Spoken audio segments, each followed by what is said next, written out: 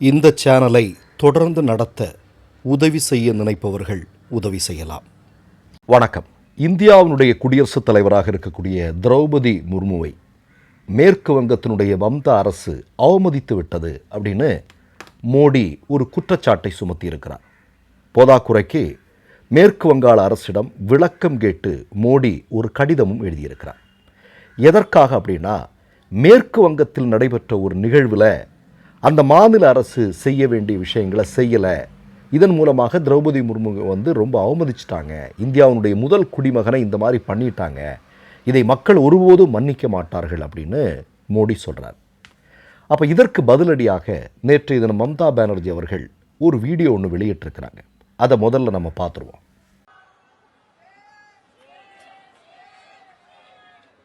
President is standing and Prime Minister is sitting. We never do it. Even a single woman, even they come, we just stand up because of their respect. And now you are saying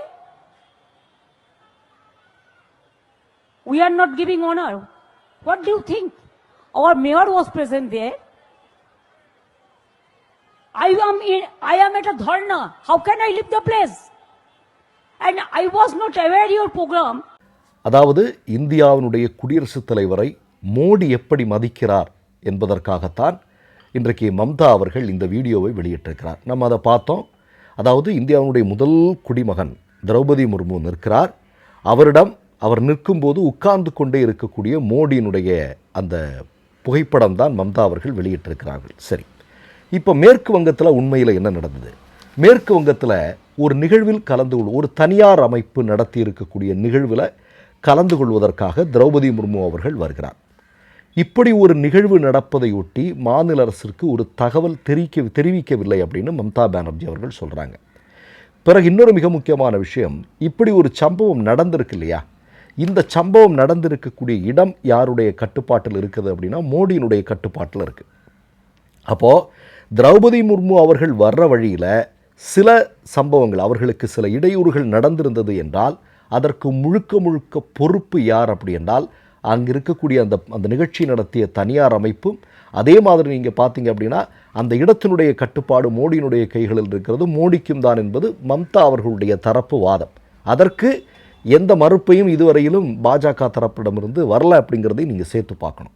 இப்போ கூடுதலாக ஒரு செய்தி என்ன அப்படின்னு பார்த்தீங்க அப்படின்னா, திரௌபதி முர்முவை மம்தா அவர்கள் அவமதித்து விட்டார் அப்படிங்கிறதா இன்றைக்கு தேர்தல் நெருங்குது இல்லையா, மோடி வைக்கக்கூடிய குற்றச்சாட்டு. இப்போ முதல்ல ஒரு புகைப்படத்தை நீங்கள் பார்த்துட்டீங்க. திரௌபதி முர்மு அவர்கள் நிற்கிறார், இவங்க உட்கார்ந்துருக்கிறாங்க, அத்வானியும் மோடியும் உட்கார்ந்துருக்கக்கூடிய காட்சியை பார்க்குறோம். சரி, இதெல்லாம் விடுங்க.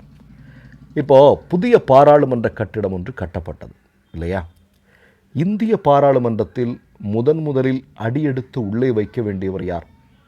திரௌபதி முர்மு அவர்கள்தான்.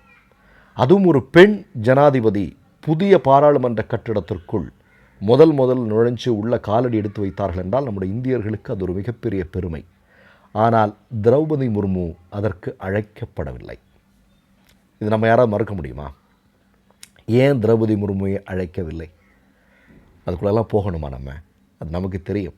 ஆர்எஸ்எஸ் என்று சொல்வது எப்படிப்பட்ட இயக்கம், யாருக்காக உருவாக்கப்பட்ட இயக்கம், அவர்களுடைய திட்டம் என்ன, அவர்கள் வாக்கு வங்கிக்காக இந்தியாவில் இருக்கக்கூடிய சிறுபான்மை சமூகங்களை எப்படி பயன்படுத்தி கொண்டிருக்கிறார்கள் அப்படிங்கிறதெல்லாம் நம்ம பல தடவை பேசி புளிச்சு போன விஷயம். அதனால் அது மக்களுக்கு கூடுதலாக சொல்ல வேண்டாம். நீங்கள் திரௌபதி முர்மு விட்டுருங்க. திரௌபதி முர்முவுக்கு முன்னால் இந்தியாவினுடைய இதே குடியரசுத் தலைவர் பொறுப்பில் ஒரு நபர் இருந்தார். அவருக்கு ராஜஸ்தானில் ஒரு கோயிலில் எவ்வளோ பெரிய அவமரியாதை நடந்தது அப்படிங்கிறத நான் சொல்லித்தான் உங்களுக்கு தெரியணுமா என்ன? ஆனால் அதற்கு எதிராக மோடி குரல் கொடுத்தாரா? அதற்கு எதிராக ஆர்எஸ்எஸ் குரல் கொடுத்ததா? இல்லை, எங்கேயுமே இல்லை. அப்போ நான் என்ன கேட்குறேன் அப்படின்னா, இவர்கள் இப்போது இந்த மாதிரியான விஷயங்களை, இந்த மாதிரியான ஒரு ஒரு ஒரு ஒரு ஒரு ஒரு ஒரு செய்தியோடு இவங்க களத்துக்கு வர்றாங்க அப்படின்னா, மேற்கு வங்கத்தில் தேர்தல் நடக்க போகுது. இன்னொன்று உங்களுக்கு நன்றாக தெரியும், ஈரான் வார் நடந்துகிட்ருக்கு. இது தொடர்பாக மோடியினுடைய முகத்திரை கிழிக்கப்பட்டிருக்கிறது. இந்திய பெருங்கடலுக்கு இந்தியாவுடைய அழைப்பை ஏற்று வந்த ஈரான் கப்பல் தாக்குதலுக்குள்ளாகி இருக்கிறது அமெரிக்காவால். இதை எதிர்த்து ஒரு வார்த்தை கூட உடனடியாக மோடி பேசலை, பதுங்கிட்டு இருக்கிறார். ஏன்னா எப்ஸ்டைன் ஃபைலாக இருக்கலாம், நமக்கு என்னன்னு தெரியல. ஏன்னா எப்ஸ்டைன் ஃபைலில் அவருடைய பேர் இருக்குது, அது பேர் இருக்குது. இன்னும் மோடிக்கு அதில் என்னெல்லாம் பங்கு இருக்குது அப்படிங்கிறது ட்ரம்புக்கு தெரியும் இல்லையா, நெதன்யாஹுவுக்கும் தெரியும்.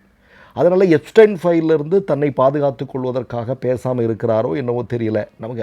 அதெல்லாம் நமக்கு என்ன. ஆனால் என்னென்னா இன்றைக்கி மோடியினுடைய முகத்திரை கிழிந்து கொண்டிருக்கிறது. அப்போ இதில் இருந்தெல்லாம் கவனத்தை, இந்திய மக்களுடைய கவனத்தை திசை திருப்புவதற்காக மம்தா குடியரசுத் தலைவரை அவமதித்து விட்டார் அப்படிங்கிறது மாதிரி சொல்கிறாரா அப்படிங்கிற மாதிரியான ஒரு விவாதம் இந்தியா முழுவதும் நடந்து கொண்டிருக்கிறது என்பதை மறுப்பதற்கில்லை. இதில் கூடுதலான ஒரு செய்தியை நம்ம சொல்ல வேண்டியது இருக்குது.